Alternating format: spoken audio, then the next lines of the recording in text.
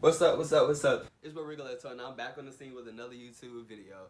And today we got Young Don, the Sauce God. What is it? Getting suspended in high school. Now, I've been messing with Young Don, the Sauce God for a minute. I just never reacted to him. But yeah, I'm finna start reacting to his videos because his videos be lit, his animations be funny, and all that. Y'all go follow him and all that good stuff. And before we dive on in this video, you already know what to do. Go ahead and leave a like, comment, and subscribe. And I'm getting more comfortable with y'all. I don't know. So don't judge me, but I don't care if y'all do anyway because I mean, Goddamn uncle ass pistol grip chin down somewhere. Grip chin ass. But anyways, let's go ahead and dive on in. As a result, we were warned that anybody who caught a suspension, even once, for any reason at all, was not going to be allowed to walk the stage during graduation. And I know Pablo Escobar got shot or whatever, but that actually sounds way better than having to tell your Jamaican mother that you can't participate in graduation. I mean, death by firing squad. He be killing me. Your Jamaican mother in every story. Jamaican mother.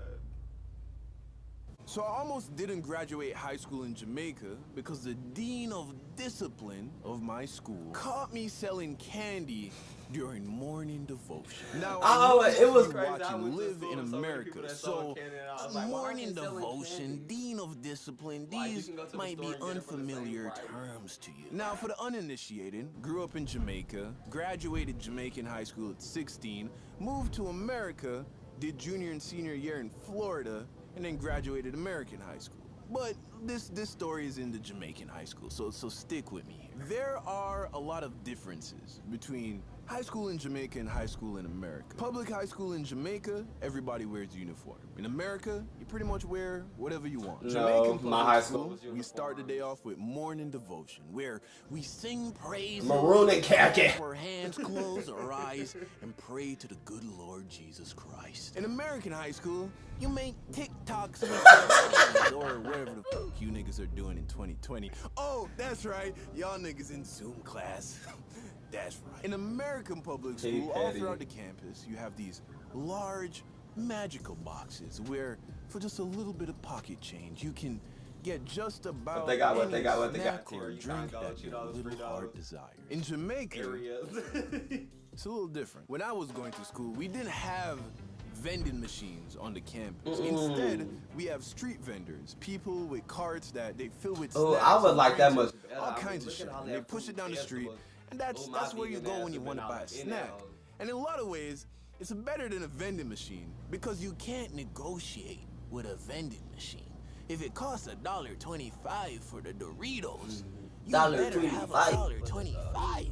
With the street vendors, shit, they'll take $1.15. Anyway, what this means is that the only time you can get any food, snacks, candy, drinks during school in Jamaica was during your 45-minute lunch period. Because street vendors pushing their carts down high school hallways during class time would be ridiculous. Which means if you didn't bring snacks to school, or you didn't stock up during lunchtime, during the rest of school, you pretty much have no way to get any food, especially snacks and especially candy. This created what I like to call a snack vacuum, where other kids saw an oppressive school rule that prevented you from getting candy during class time.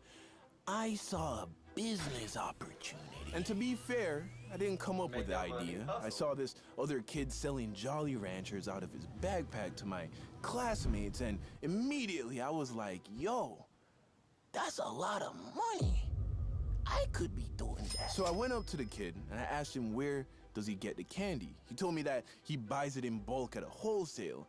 Instantly, I remembered that my cousin that I grew up with, who was like a big sister to me, was married to a Chinese guy who owned a wholesale downtown. So I went home, told my mom about the business idea, and of course, she was very supportive. My mom has always supported anything I wanted to do, so long as it didn't get in the way of school. So she called my cousin, who spoke to her husband, who then basically was giving me the candy for the price that he was getting. Meaning, I was getting my candy for a less than wholesale price.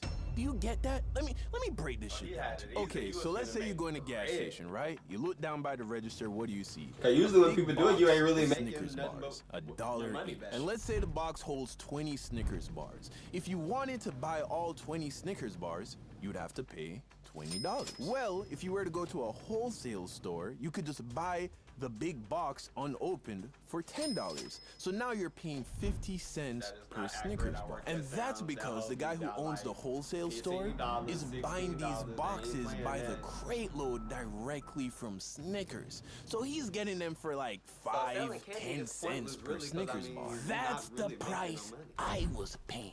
Because the guy who owned the wholesale store was making babies with my cousin, who again is like a big sister to me. It's not what you know, it's who you know. After one day of selling candy, I made back my initial $20 investment plus profit. By the end of the week, I had 2 other dudes selling candy for me. I was making so much money that I stopped asking my mom for lunch. Wow. Of course, she would still give it to me, but that just went right back into the business, of course. And I was never a tough guy back in school, but something about having other dudes who grew up in the hood report back to you at the end of the day with money in their hand, it just gives you a certain Pablo Escobar-esque type feeling, you know?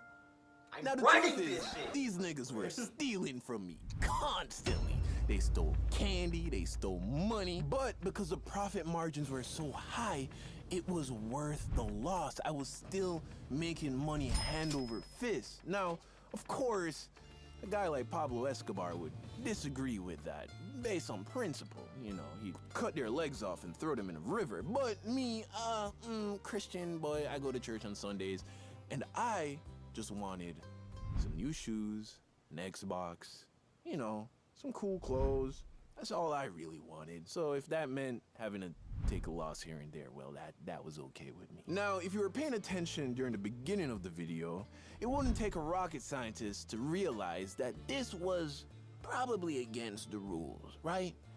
Actually, this was so against the rules that if you were caught selling candy to other students, you'd get suspended. 3 suspensions and you're expelled. But I wasn't worried about getting expelled. What I was worried about was not graduating. You see, my senior year of high school in Jamaica was on record the most disobedient, disrespectful, unruly graduating class to have ever come out of Arden High School. At least according to the dean of discipline, the music teacher, the principal, and everybody else who we were supposed to be listening to. As a result, we were warned that anybody who caught a suspension, even once, for any reason at all, was not going to be allowed to walk the stage during graduation. And I know Pablo Escobar got shot or whatever, but that actually sounds way better than having to tell your Jamaican mother that you can't participate in graduation. I mean, death by firing squad sounds way more pleasant if you ask me. So one morning, during morning devotion, I was chilling at my desk when one of my homies and classmates, Peter, looked over to me and gave me that look. It was that, hey, got any candy look? And of course, by now, everybody knew. Like, golly, they treat you like a my gut told me it was too early to start selling. You know? I mean, if for no other reason than the fact that it's the Lord's time. I mean, we're supposed to be praying to God right now. Here I am slinging illegal candy under his nose. So Peter comes over to my desk, hands me like, I don't know, 25 cents, which probably back then got you about a few Jolly Ranchers, you know, just enough to hold you over till lunchtime. I discreetly pass Peter the candy, and as I'm pulling away my hand, I look up, and who do I see staring me in the soul? The Dean of Discipline. Instantly, my heart drops. I put my hands in my pocket, and I look down at my desk, and I'm just hoping that he did not realize what just occurred. But he was not a fool. All I hear is, Mr. Hines, to the front of the classroom, please. Fuck. I start walking to the front. Whoa, whoa, Mr. Hines, don't forget your bag. Bring that too. As a matter of fact, here, give it to me. I'll keep it safe. And we walk to his office. It's a vending machine. We get to his office. He sits me down. opens the bag, sees the candy. Mr. Hines, are you aware of the consequences of being caught soliciting candy during school hours? Yeah. So then you know you will not be walking the stage with the graduating class. Candy. Yeah. And you have nothing to say for yourself.